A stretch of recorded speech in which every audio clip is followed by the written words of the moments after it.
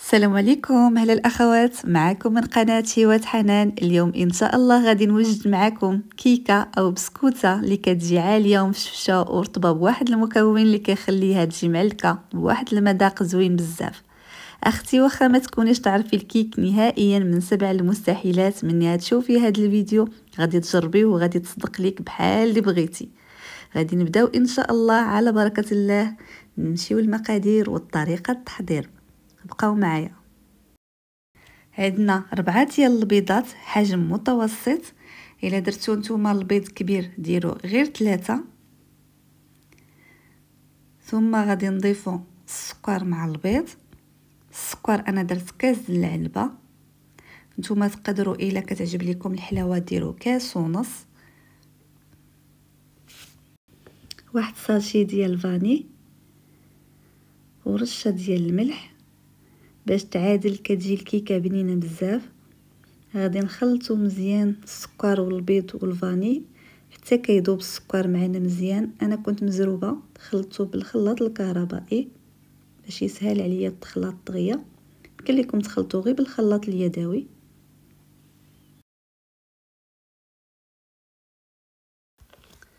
كاس الا ربع من الزيت كنضيفها دفعات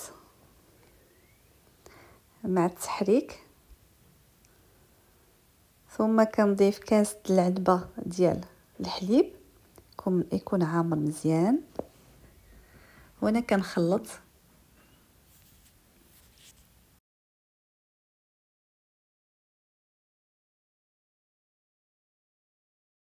هنايا غادي نضيف واحد المكون اللي قلت لكم هذا من اسرار الكيك، اللي كيجي هذا الكيك كيجي معلك، معلقه كبيره تكون عامره مزيان ديال المربى.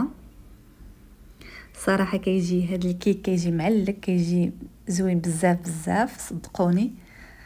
ثم كنضيف 2 خمارات 16 غرام ديال الخميره الكيماويه، كنغربلوها مزيان كما كتلاحظوا. ثم كنضيف الدقيق. انا هنايا هزت لي الكيكه ديالي 250 ديال الدقيق، على حسب الدقيق ديالكم واش كيتشرب ولا لا، على حسب النوعيه ديال الدقيق. صافي هذا هو القوام ديال الكيك. اخر حاجه اللي كنضيفها دائما في الكيك معلقه كبيره ديال الخل، اللي كيخلي الكيك هوائي واسفنجي. هذا هو القوام اللي خاصنا نتحصلوا عليه.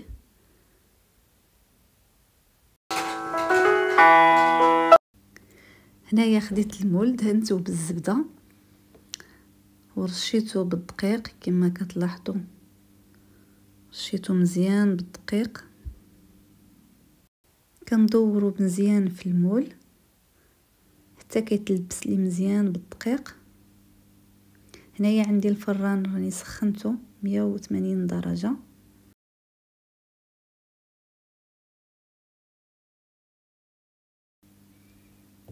صافي هنايا من بعد ما سخن لي الفران انا شعلته من الفوق ومن التحت على حسب الفران ديالكم. صافي هنايا من بعد ما طبت لي الكيكه ديالي، من بعد ما خرجت الكيك ديالي من الفران وقلبته، دهنته بالمربى وزينته بالكوك. التزيين كيبقى على حسب الرغبه او تخليوها بلا ما تزينوها.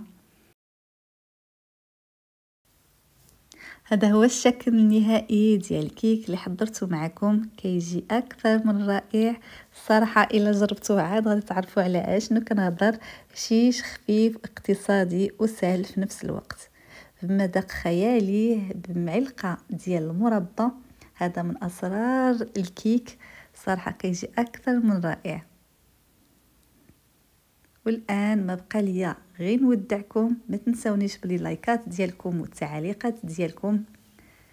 الى فيديو اخر ان شاء الله، استودعكم الله، مع السلامه.